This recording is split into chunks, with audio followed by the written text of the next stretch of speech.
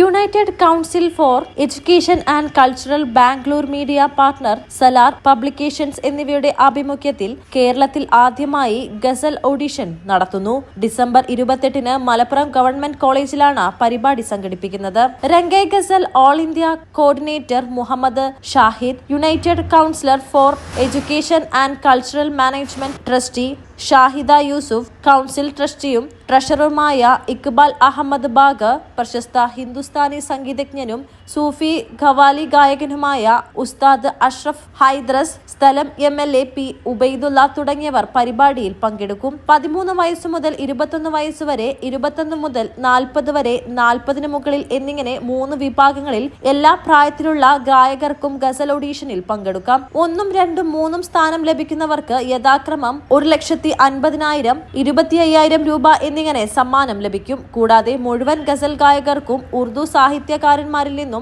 സംഗീതജ്ഞരിൽ നിന്നും മാർഗനിർദ്ദേശം ലഭിക്കും. ഗായകർക്ക് ശരിയായ ഗസൽ തിരഞ്ഞെടുക്കുന്നതിനും ഉച്ചാരണം, തനത് ശൈലി തുടങ്ങിയവ മെച്ചപ്പെടുത്തുന്നതിനുമായാണ് പരിപാടി സംഘടിപ്പിക്കുന്നത്. Ajmun Taqi Urdu Kerala Urdu teachers association, government college Malappuram Urdu വിഭാഗം, Tirur arts and cultural association തുടങ്ങിയ സംഘടനകളുടെ പിന്തുണയോടെയാണ് ഗസൽ ഓഡീഷൻ നടക്കുന്നത്. United council for education and culture Bangalore ആസ്ഥാനമായ ഒരു സംഘടനയാണ്.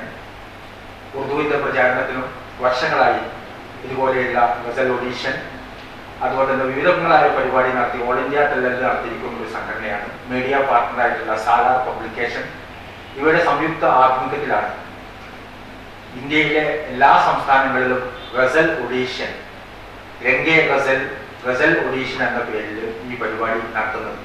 കേരളത്തിൽ ആദ്യമായി ആ പരിപാടി നടത്താൻ നമുക്ക് ഭാഗ്യം കിട്ടിയത് മലപ്പുറത്ത് വെച്ച്, കേരളത്തിൽ ആദ്യമായി നടത്തുകയാണ്. ഇത് ഗവൺമെന്റ് കോളേജ് മലപ്പുറത്ത് വെച്ച് മറ്റന്നാൾ 28-ാം തീയതി നടക്കുക. ഒരു നാഷണൽ ലെവൽ പരിപാടിയാണ്.